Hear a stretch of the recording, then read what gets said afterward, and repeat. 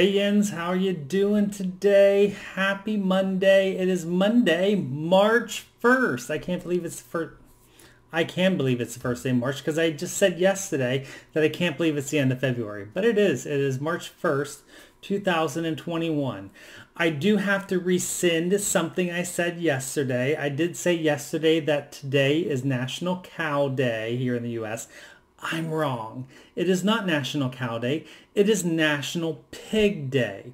I knew it was a farmyard animal. For some reason, I thought it was National Cow Day. That is in July. So today, March 1st, is, and I'm pulling up Google just to be sure that I get everything right. Today is National Pig Day, along with National Peanut Butter Lovers Day, National Doggum That's Good Day, National Self-Injury Awareness Day, National Horse Protection Day, National Fruit Compote Day, and National Minnesota Day. Who knew? I think everything has a day anymore here in the United States. But anyways, if you celebrate one of those days, happy national celebration of that day. Today is it is now a sunny day here in New Jersey. About 20 minutes ago, it was an extremely overcast, gloomy day, and we started off with rain. So we basically had 3 weather patterns all in one day. But it is now a nice, bright, sunny day, afternoon, evening. And I am filming well late into the evening. It is 5:30 here that I'm filming because I stopped at the post office to mail out the giveaways from last week that I had announced. Those were the sewing pattern stitch along things that I had announced, the 2 of them that I mailed out. Now, yesterday I had forgotten to announce the winner of the giveaway that I was doing from Tuesday, and thanks to my mother for reminding me that I needed to announce the winner of the Pale Pumpkin Pincushion stand. So I have the winner of that. So thank you, Mom, for reminding me. This was basically, I completely forgot to talk about it yesterday because it was buried on my printer underneath all of the other giveaway stuff that I had to get mailed out in the mail today at the post office. So unfortunately, I forgot to mail it out, and you've just seen for like the last 30 seconds who won. Congratulations, Kim J, for winning. Kim, if you want to email me your contact, your mailing address information, I will get this off in the mail to you as soon as possible. Kim J. So I appreciate everyone who entered and told me about your unicorn pattern. I do technically have a unicorn pattern at this time. My unicorn pattern is one that you wouldn't actually think is something I'd be interested in, but it is a good housewife pattern, and I believe it's called Tulip Garden or something like that. It is basically 2 really tall tulips with a primitive kind of looking guy standing in the middle. It has a date above the top, and it has some words on the bottom. I would like to find that pattern and stitch. I have a method to my madness. I have a reason that I want that pattern, but I have not been able to find it. And currently, the Good Housewife Etsy store is on hiatus. So I have not been able to find that pattern anywhere. So if any of you have that pattern and would be willing to share or let me borrow, or know of somebody who may have that pattern, I would greatly appreciate your support. But it was great reading about all of your unicorn patterns and hearing about them. And if any of you have any ways that you can support maybe some of our fellow viewers in the comments section to help them find some of their unicorn patterns, because some of them are pretty hard to find, that is a great way of being kind and exuding that kindness. So I wanted to showcase something here today. So again, Kim J, go ahead and email me your address, and I will get this off to you as soon as I get that email in the mail, or get your address in my email. My piles of stuff at my dining room table here. My office table keeps exploding astronomically. So let me just reorganize here a second. So I wanted to show you something that so prior to doing these videos, remember I usually film over in front of Henry, and I had, during the last video there, I think it was number 105 or 106, I had moved my braided money tree. And I know it's called a braided money tree because I have this book called How Not to Kill Your Houseplants. And I bought this on Amazon. And I love this plant book. So for you, those of you who think you are brown thumb people or black thumb people and not green thumb people, this may be a way for you to help keep some of your plants alive.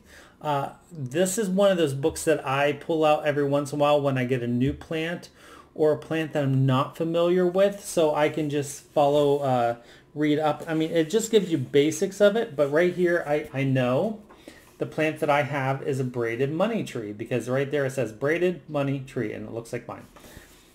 So, and it's also Pachyara aquatica, and I'm sure I just butchered that name. So I'm going to turn to that page, 139. But what's great about this book is that it provides you with basically everything that could go wrong with your plant and how to fix it. So, and here it is. It's actually associated with another plant. So right here is the braided money tree over here, but it's associated with the ZZ plant. So basically it tells you how not to kill your plant, like the location, the light, the watering, all that kind of stuff. And then it gives you some scenarios, like if you have yellowing leaves, or if many leaves are dropping off, all those different types of things, brown patches on the leaves, what you should do. So I really like this book. So if you're somebody, I got this on Amazon, maybe $12-ish, and I'm really guesstimating on that. But I think on the back it says $14.99 US. So maybe I paid about $15. So I was close. So $18.99 Canadian. So I think this is a great book to have. I've used it many times with plants I'm not familiar with. So I just wanted to pull that out just for reference for all of you who say you do not have a green thumb. But I wanted to show that when I was talking about moving plants around and saying, oh, this might not work, or I moved this over there to Henry and thinking this may not work well because it's been in the sunlight for a really long time and it's used to the sunlight. My money tree has been thriving. It is super rich, dark green leaves now. Let me just show you first. So here is my money tree. See, I can't even get it in the, I cannot even get it in the, there we go. There is the entire thing. So I would say from about here, from about here up has all grown since I moved it. No, maybe not. Yeah, from about here up has all grown since I moved it over to Henry. And if you look at the leaves are now a much richer, darker, vibrant green. And so just moving it a little bit in the house, while it was thriving in the space that it was in, it's there's a chandelier there. It's doing even better in the new space. So I could not be happier with what I've done. Now, I know whenever you do move your plants around into lower light areas, you are going to want to make sure that you provide it with some light at some point. So you don't want to keep it in low light areas forever. So I will move it at some point during the summer into a higher light area just for a little bit, just so it gets that energy, so it produces food and gives it some of that extra energy for growth. But it is doing great. I think I'm probably going to at least change out the soil this year. If not, repot it completely. I don't know if I can. Yeah, I think it's pretty much root bound. I think I might have to. I know these things like to be a little bit pot bound, but I think what might happen is I think I might go up one pot size. There's the size of the pot that it's in. It's in a pretty small pot for the size of the plant. I think I might go up one pot size just to support continued growth. So there we go. There is my braided money tree. Actually, here, I didn't even show you the braid.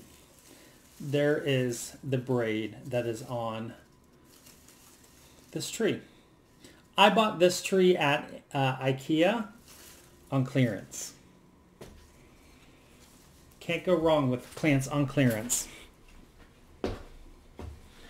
Well, you can, but you got to pick the right ones. All right, there's a little bit of a plant update. Next up, so what did I do last night? So last night around 9 o'clock, I got super restless. I don't know what happened to me. I did not go over to my friend's house for dinner last night as expected. It just was raining and dreary and I didn't really want to go out. So I just stayed home. And I ended up organizing a bit.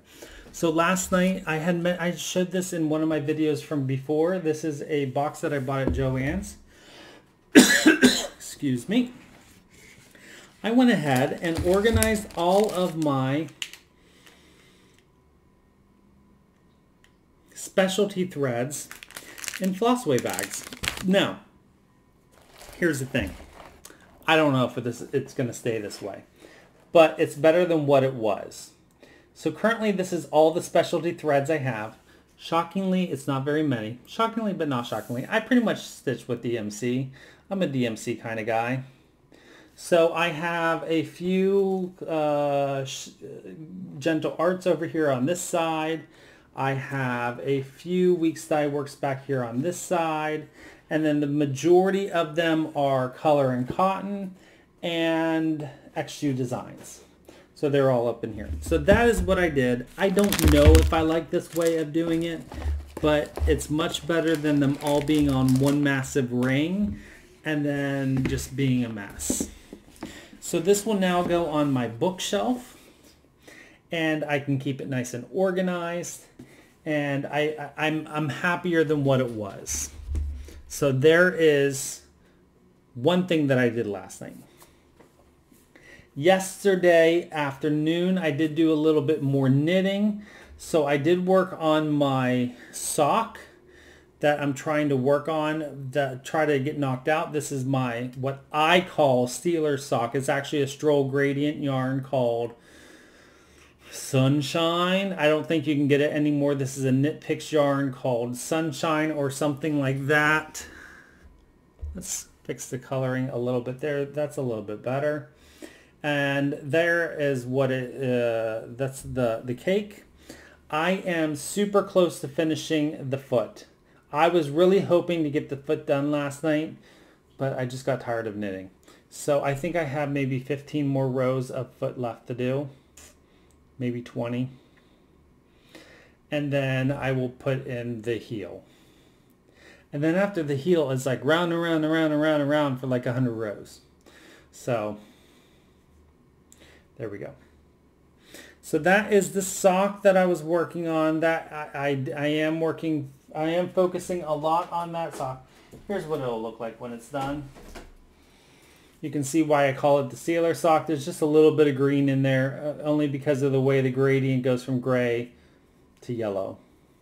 So I call it my sealer sock because it's, you know, black and yellow.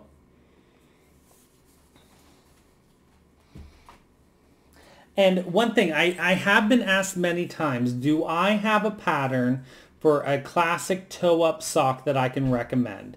I don't. And I wish I did, but I do not have one specific pattern to recommend, only because I have utilized pieces of patterns from pieces of various different patterns. So I really suggest you just go online and look up different toe-up sock patterns and find one that works for you. You know, a lot of it for me has been trial and error. Some of them it's all about how it's read. For the heel came down to a bunch of literally just watching YouTube videos and figuring out which type of heel I like that works better for me. I didn't like the wrap and turn heels that most of the patterns call for. I preferred the German short row heel. I like the way it looks better. I like the way it stitches better. I like the way it feels on the foot better. So that is what I use. So, you know, you really just need to find something that works for you and use trial and error. And I know that's not what people want to hear because that's actually more work for you, but that's basically what I do to figure out what works best for me. Because also what works for me isn't always going to work well for you. My brain often works in mysterious ways, which is not the common thread among most people. So I always hesitate to recommend things that is not standardized. Or what I hate to recommend something and then people absolutely hate it. I will say though, the way I learned to knit was using Caroline from Off the Grid Needle Arts videos. They are excellent tutorials, and I will say that only because I did not know how to do anything with knitting prior to watching those videos, and I feel like I'm a pretty intermediate knitter at this stage. So, and that was just a matter of a couple years ago. So, you know, if you're just learning how to knit and you want to learn, I would definitely say do cuff down first before you do toe up. But who am I, you know, to say? I often just jump right on into things without any rhyme or reason. So you do you, and you do what you like to do or what you want to do. And if that's doing toe up first before you do cuff down, more power to you. So, but if you are looking for video tutorials on how to knit from the beginning, which for us was dishcloths, and then we moved into mittens, or did we do a hat first? And we did a hat then, and then mittens, and then we did socks. All those videos are on her channel under a playlist, I think, that says Teach Ginger Gerald How to Knit. So go check that out. Socks. All right. Next up, this morning before work, I did go ahead and put another row. This morning before work, I did put another row repeat of into my dishcloth. And then after work, when I got home, I had a phone call. So I went ahead and put a second row in. So I now have three rows of repeat into my next dishcloth. This one's going real fast here, people. But I haven't really been focusing on it. So that's perfectly fine. But, you know, whenever I do sit down to knit this, a repeated row takes maybe 10 minutes. So there we go. I could have this done in an hour. I just haven't worked on it. So there is the dishcloth. This is called the Boxy dishcloth. It's free on Ravelry, and I'm using Dishy worsted weight Dishy worsted weight 100% cotton yarn from Knit Picks. And this is in the color Azure. And it looks, it's blowing out. It's showing much more vibrant and brighter than what it actually is in real life. That's more of what it looks like in real life. All right. So that is my knitting that I've worked on since yesterday's video. Next up, I did do some stitching as well. So again, I am working on Little House Needleworks Coming to America. I'm going to be working on this probably for the next couple days until it's knocked out and completed, because I am now itching for a finish. And this is stitched on 28 count mushroom Lugana that I coffee soaked and baked. You can find the tutorial on my channel from about a week ago. And here is my progress. So again, here is what I worked on last night. And I'm really enjoying how this is turning out. So this is 20, like I said, 28 count mushroom Lugana. This is stitched with 2 strands of floss over 2 threads of the fabric.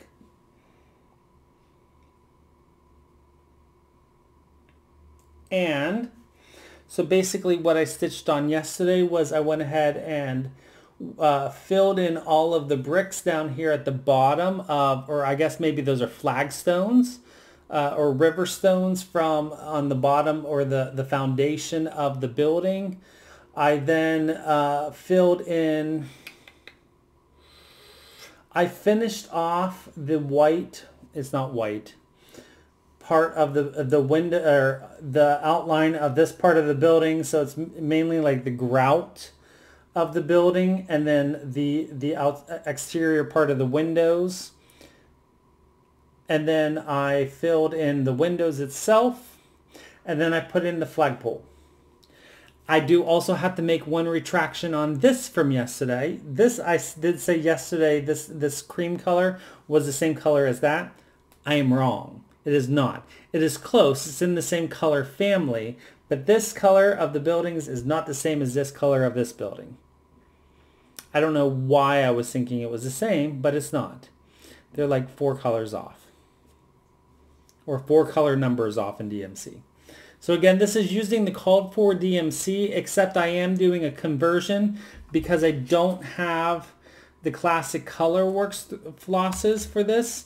So I am using a mixture of color and cotton flosses and Exude Designs flosses. So the green is color and cotton, Eat Your Greens. The brown is a Exude Designs, which is this piece here, and it will also be the roof. This blue over here is, and then also the blue down here in the water, is a color and cotton. And this red color here is a color and cotton as well, which is also going to be the part that's filled in for the building here itself. So that is where we are at so far on Coming to America. So next up, I'm going to finish the building, put the flag in, and then we're going to move up here. I have decided I am going to put Boston over here on this side instead of putting in Baltimore, so we can all lay that conversation to rest. I will be putting Boston here. What goes here in the middle, I'm 99% sure what I'm going to put there, but I'm not going to tell you until I do it, so I'm sure it works out properly. Once I put it in there and I do it, I will show you, and we can, that will be the last thing I do, I think, because I'm still not sure if I'm going to put in those rows at the top and the bottom. So we will see. Otherwise, I'm hoping to have this done by midweek, maybe Wednesday. But we'll see. I'm not stressing, but I would like to get this done so I could pull out some other things to work on and also show you some other things throughout the week. So until then, that is what I have to show you on progress today. Now, I do have one more thing to talk about today. When I got home from work, I did have a box on the stoop, my home stoop. I don't have a stoop. I just felt like saying that. But I knew this was coming, and it was a welcome. It was a welcome site, and I'm truly thankful. I have a viewer who reached out to me and said that she had some kits for us to enjoy as a kindness. So she sent them my way, and that she would like for us to enjoy them. So majority of them will probably be used as giveaways in the near future. I might keep one of them, but maybe not. Maybe they will all be giveaways. However, she did send me a very nice, lovely floral greenery card. This is more like a wildflower, I think. And then Actually, this kind of reminds me of alfalfa. Is this alfalfa? She sent, so these are all Thea Governor and Riolis kits. So basically she said she has so much other stuff that she wants to stitch. She wanted somebody else that was going to be interested in stitching them to receive them. So she sent these kits along for us to enjoy. So she sent a Thea Governor sunflower. And while the picture shows it's on black Aida, unless the black is actually stitched, this might be a full coverage piece. This is stitched on white Aida, so it looks like it might be an 18 count white Aida. There you can see it's the full kit. Then she sent a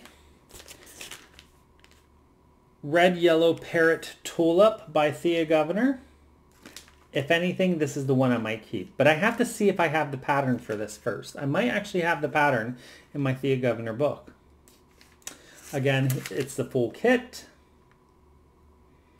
And this is also on white Aida. Then the Riolis kits that she sent, which I have both of. So these will definitely be giveaways. Maybe to do stitch-alongs with me whenever I start mine. Is the new Schwanstein Castle.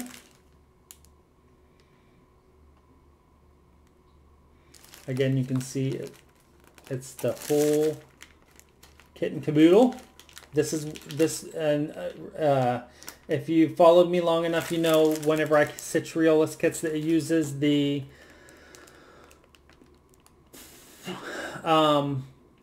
wool and acrylic yarns on the 14 count Aida.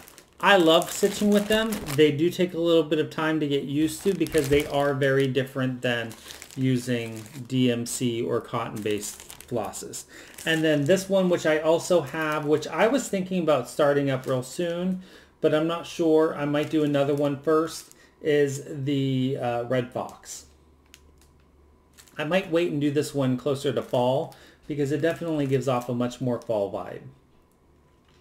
Again, there is the picture of what the flosses look like. And this is on a blue-ish Aida, blue-gray Aida. So much different than the other floss kits that I normally stitch from Riolis. Beautiful flosses. Look at those colors. So that was a lovely gift that we received. And I say we because you guys all will have an opportunity to have a chance to win those as well. So I thank you very much. You know who you are. And I look forward to doing giveaways for those for those kits in the near future. So I hope you all have a great evening of stitching, crafting, knitting, diamond painting, gardening. I'm looking over here at my, can I reach it? My my braided money tree. I'm just loving the way this is looking. And it's growing. There's new shoots coming out everywhere. Very, very excited and happy with the way this is looking so far. Anywho, enough about my braided money tree. I hope you all have a great evening. I'm going to go try to figure out what I'm going to have for supper tonight. I don't know what I'm going to have. But until then, I hope you all have a great night. Happy crafting whatever it is. And as always, don't forget to always be creative.